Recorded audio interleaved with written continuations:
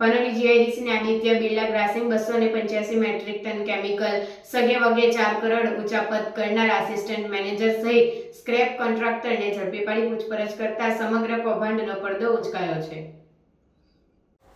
બનાવની વિગત અનુસાર અંકલેશ્વર પનોલી જીઆઈડીસીમાં વાગરાના વિલાયત સ્થિત આદિત્ય બિરલા ગ્રાસિમ કંપનીના પનોલી સ્થિત વેરહાઉસમાં ઇમ્પોર્ટ ઇપોક્સી અને અન્ય કેમિકલ્સનો સ્ટોક રાખવામાં આવે છે, જેમાં સ્ટોકના હિસાબ દરમિયાન સમગ્ર મામલો સામે આવતા કંપની મેનેજર દ્વારા તપાસ કરવામાં આવી હતી। તપાસના અંતે પનોલી બિરલા ગ્રાસિમ ઇન્ડસ્ટ્રીઝ લિમિટેડ લોજિસ્ટિક્સના વેરહાઉસમાં કાર્યરત આસિસ્ટન્ટ મેનેજર નિગમ કુમાર જગદીશ દવેએ આ કૌભાંડ આચર્યું હોવાનું સામે આવ્યું હતું। તેમણે 1 મે 2024 થી 30 જાન્યુઆરી 2025 દરમિયાન 17 ગાડીઓના ખોટા બિલો બનાવ્યા હતા। આ રીતે તેમણે 284.98 મેટ્રિક ટન કેમિકલ કંપનીમાં મોકલવાને બદલે અન્યત્ર વેચી દીધું હતું। આ છેતરપિંડી અંગે અંતે Aditya Birla Grasim company deputy general manager Nirav વોરાએ પાનોલી પોલીસ મથકે ફરિયાદ નોંધાવી છે। પોલીસે ગુનો નોંધી વધુ તપાસ શરૂ કરી છે।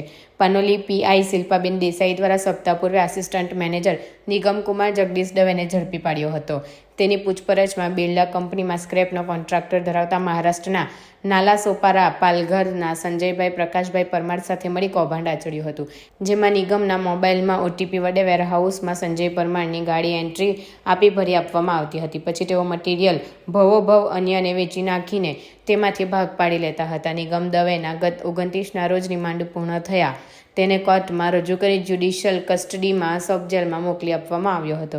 દરમિયાન પાનોલી પોલીસ દ્વારા ગત રોજ મહારાષ્ટ્રના નાલાસોપારા પાલઘર સંજયભાઈ પ્રકાશભાઈ પરમારની ધરપકડ કરી લઈ આવી કોર્ટમાં રજૂ કરતા આગામી સોમવાર સુધીના રિમાન્ડ મળ્યા હતા। તેની પૂછપરછમાં બંને એકબીજા પર દોષારોપણ કરી રહ્યા હતા, જેને લઈ તપાસ અધિકારી પીઆઈ શિલ્પાબેન દેસાઈ દ્વારા અંકલેશ્વર કોર્ટમાં પુનઃ નિગમ દવેના રિમાન્ડની માંગ કરતા કોર્ટ દ્વારા આગામી સોમવાર સુધીના રિમાન્ડ મંજૂર કરતા સબજેલમાંથી નિગમ દવેની અટક કરી પાનોલી પોલીસ મથકે લઈ જવામાં આવ્યા હતા, જ્યાં હાલ બંનેના ક્રોસ પૂછપરછ આરંભી હતી।